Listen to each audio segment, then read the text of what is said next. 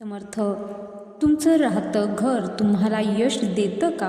आणि जर ते यश मिळत नसेल तर असे कोणते 21 उपाय आहेत जे केल्याने तुमच्या घराची तुमची भरभराट होईल? आणि कोणत्या गोष्टी आहेत जे आपण करायच्या टाळायच्या आहेत ते आजच्या व्हिडिओमध्ये आपण पाहणार आहोत.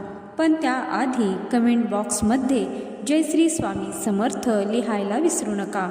चला तर व्हिडिओला सुरुवात करूया. नंबर 1, दाराची नेमप्लेट. तुमच्या घरातील नेमप्लेट केवळ पत्ता नसते तर ती तुमची ओळखच असते. त्यामुळे नेमप्लेट नेहमी स्वच्छ, वाचता येईल अशी, डोळ्यांना सुखद वाटेल अशा रंगात असावी. तुटलेली आणि गंजलेली नेमप्लेट तुम्हाला मिळणाऱ्या संधींमध्ये अडथळा निर्माण करते. नंबर 2, दक्षिण पश्चिम कोपऱ्यात पिवळा रंग. जर तुमच्या आयुष्यात स्थिरता हवी असेल तर घरातील नैऋत्य कोपऱ्यात खाली पिवळी वस्तू किंवा पिवळा बल्ब लावा. यामुळे घरातील कर्त्या पुरुषाचे निर्णय अचूक ठरतात आणि विनाकारण होणारा मानसिक त्रास कमी होतो. नंबर 3, जड फर्निचर मांडणी. घराच्या मध्यभागी म्हणजे ब्रह्मस्थानावर कधीही जड फर्निचर ठेवू नका. घराचा मध्यभाग नेहमी मोकळा असावा, ज्यामुळे सकारात्मक ऊर्जेचा प्रवाह संपूर्ण घरात खेळत राहतो.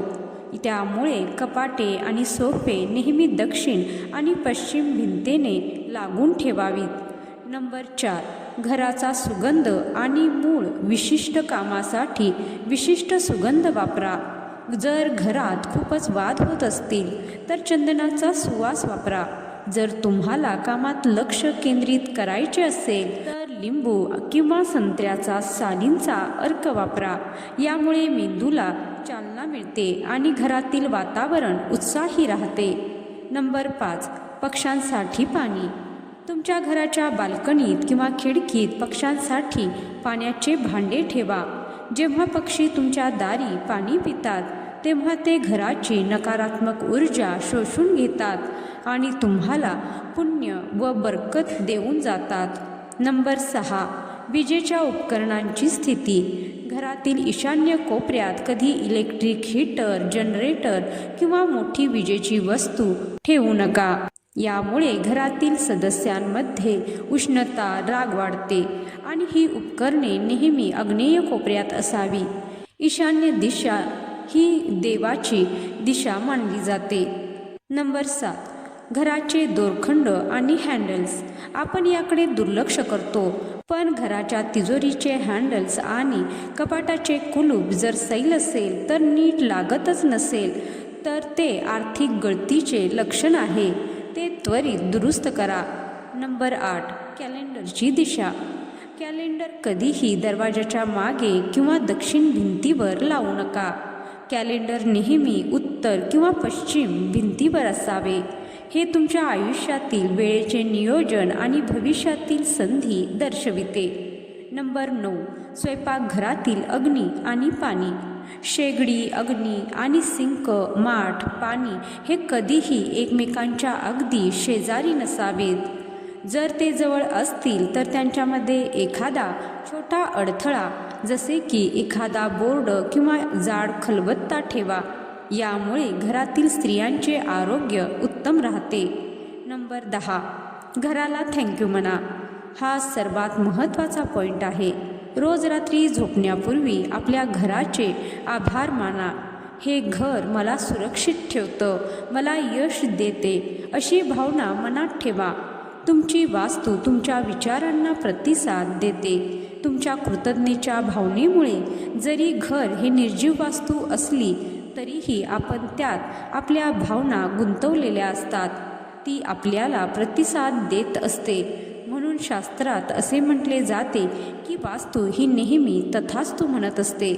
त्यामुळे नेहमी वास्तूबद्दल किंवा घराबद्दल सकारात्मक विचार ठेवावा आणि कृतज्ञता व्यक्त करावी. नंबर 11, घराचा साऊंड इफेक्ट. तुमच्या घराचे दरवाजे उघडताना किंवा बंद करताना कर्कशाचा आवाज येत असेल तर घरात नकारात्मक ऊर्जा आणि वादाचे हे संकेत आहेत. त्यामुळे दरवाजाच्या बिजागरींना तेल लावून ते व्यवस्थित आणि त्वरित शांत करा.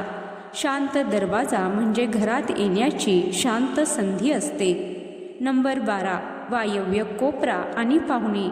जर तुम्हाला समाजात मान सन्मान आणि नवीन बिझनेस कॉन्ट्रॅक्ट हवे असतील तर घराचा वायव्य कोपरा स्वच्छ ठेवा. तिथे एक पांढरा रंगाचा शोपीस क्रिस्टल वॉल ठेवा. यामुळे लोकांची मदत मिळण्यास मदत होते. नंबर 13, घरातील कॅक्टस किंवा टोकदार वस्तू. आजकाल सजावटीसाठी कॅक्टस, कोरफड सोडून इतर काटेरी जी झाडे आहेत आणि टोकदार शोपीस वापरले जातात.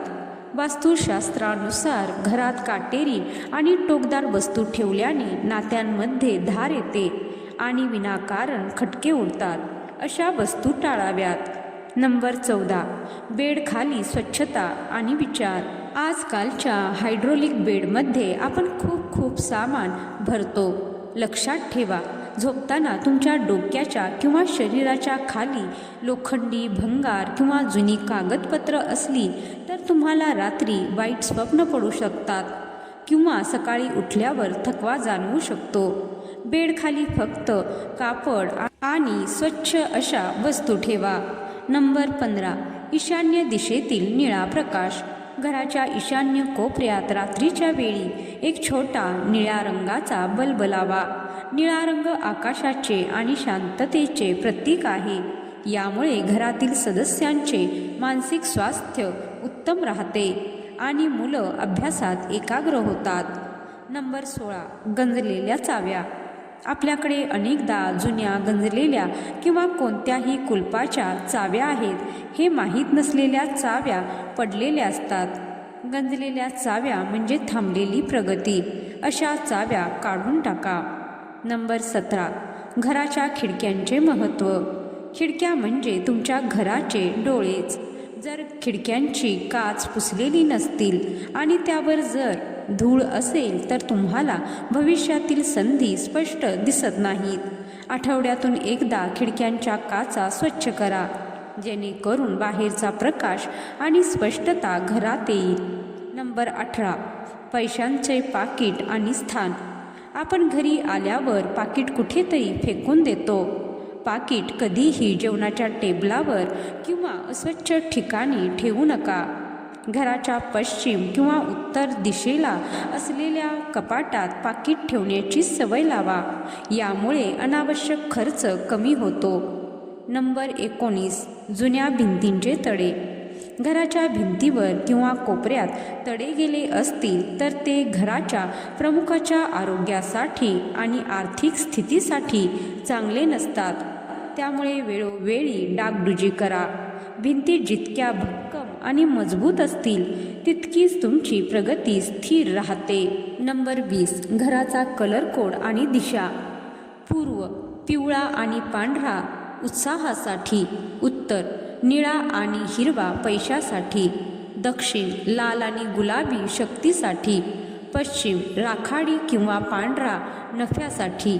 या दिशांना अशा रंगाच्या वस्तू किंवा पडदे लावल्याने दिशेची ऊर्जा सक्रिय होते.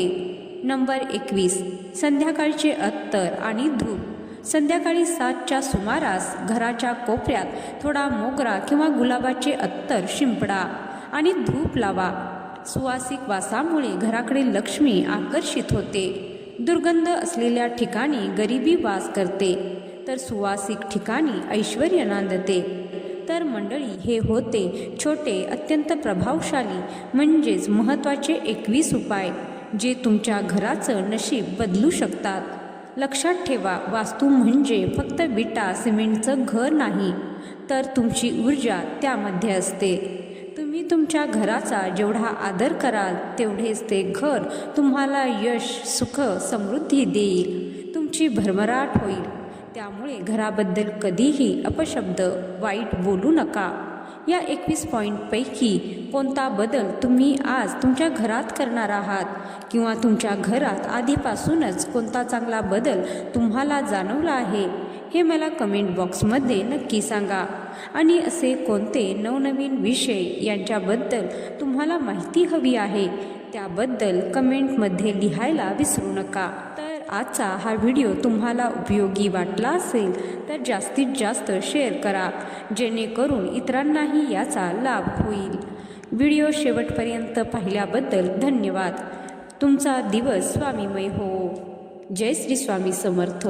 जय श्री गुरुदेव दत्त.